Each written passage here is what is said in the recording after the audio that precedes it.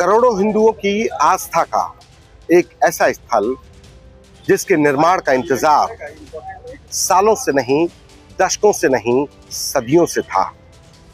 कई सौ साल के इंतजार के बाद अयोध्या में भगवान राम का भव्य, दिव्य, अद्भुत मंदिर बनकर तैयार हुआ। मंदिर निर्माण की घोषणा के साथ ही श्रद्धालुओं का तांता लग गया और लाखों रुपया रोज दान के तौर पर चढ़ने लगा। मंदिर निर्माण पूरा हुआ। आम श्रद्धालुओं के लिए भगवान राम के मंदिर के कपाट खोले गए तो जो चढ़ावा आता था उसके लिए 40 दान पेटियां लगभग मंदिर परिसर में लगाई गई और इसी चढ़ावे की रकम की गड़बड़ी को लेकर एसआईटी जांच कर रही है। एसआईटी की टीम में 3 सदस्य हैं। लखनऊ के मंडलायुक्त विजय विश्वास पंत, लखनऊ रेंज की आईजी किरण एस और फाइनेंस डिपार्टमेंट से नील रतन, ये 3 अधिकारी इस एसआईटी की टीम में हैं।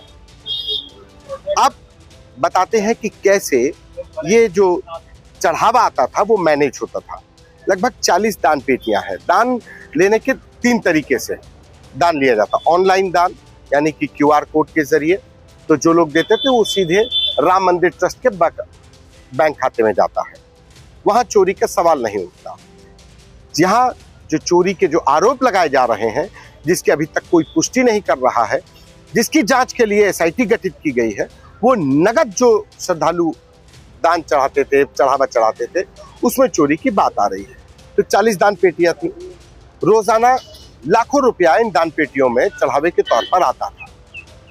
लगभग 50 कर्मचारी इस चढ़ावे की रकम को इकट्ठा करने, नोटों को छांटने, बंडल बनाने और फिर जमा करने में लगाए गए थे। इन 50 कर्मचारियों में 24 कर्मचारी गड्डी बनाते थे, यानी कि नोटों को असेंबल करके 100 का नोट अलग, 200 का नोट अलग, 500 का नोट अलग, 10 रुपए का नोट अलग, 100 रुपए का नोट अलग, ऐसे सब अलग अलग गड्डियां बनाई जाती थी। 24 कर्मचारी सिर्फ गड्डी बनाते थे और जो गड्डी बनाते थे वो एक वाराणसी की निजी कंपनी के कर्मचारी थे। उसके बाद 12 ट्रस्ट कर्मचारी इनके ऊपर निगरानी रखते थे, यानी कि 2 जो गड्डी बनाते थे उनके ऊपर एक ट्रस्ट का भी एक आदमी, ट्रस्ट की तरफ से एक कर्मचारी नजर रखता था। उसके बाद 14 कर्मचारी कुल और थे जो एसबीआई और टीसीएस, एक निजी कंपनी जो यहाँ पर पूरा सॉफ्टवेयर का, सीसीटीवी मैनेजमेंट का काम करती है, उसके 14 कर्मचारी मिलकर पूरी गड्डी बनती थी, उसको फिर बैंक में जमा किया जाता था।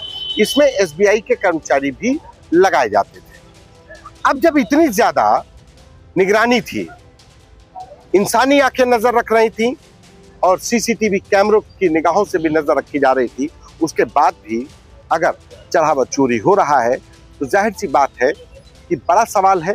सवाल इस पूरी व्यवस्था पर है कि आखिर ये हुआ तो हुआ कैसे। फिलहाल इस पूरे मामले को लेकर जो अभी तक जानकारी मिल पा रही है कि ट्रस्ट की तरफ से ये जरूर कहा गया कि जो चढ़ावे की रकम है उसका ऑडिट हो रहा है और उस ऑडिट के दौरान कुछ ऐसी खबरें आई हैं जिसके बाद ट्रस्ट ने उत्तर प्रदेश सरकार से एसआईटी जांच की मांग की और ये एसआईटी गठित हो गई है। अभी तक इस पूरे मामले में कोई एफआईआर दर्ज नहीं हुई है, कोई भी व्यक्ति गिरफ्तार नहीं किया गया है। सूत्रों से जरूर जानकारी मिल रही है कि कुछ लोगों को हिरासत में लेकर, जो कर्मचारी यहाँ पर नोट गिनने में थे, जो गड्डी बनाने में थे, जो जमा करने में थे, तमाम नाम सूत्रों के हवाले से अयोध्या के बाजारों में चर्चाओं में तेज हो रहा है, वहां पर ये लिए जा रहे हैं। लेकिन अभी तक कोई भी कानूनी तौर पर ना तो एफआईआर के लिए तहरीर दी गई, ना एफआईआर दर्ज हुई है और ना ही कोई अभी तक आधिकारिक तौर पर किसी से पूछताछ की गई है। लेकिन अब एसआईटी आ गई है, एसआईटी देखेगी कि आखिर ये सब हुआ कैसे, और अगर ऐसा कुछ हुआ है तो उसके बाद एफआईआर, और एफआईआर के आधार पर इस पूरे मामले की दिशा तय होगी। यूपी तक में फिलहाल इतना ही। दीजिए मुझे इजाजत। नमस्कार।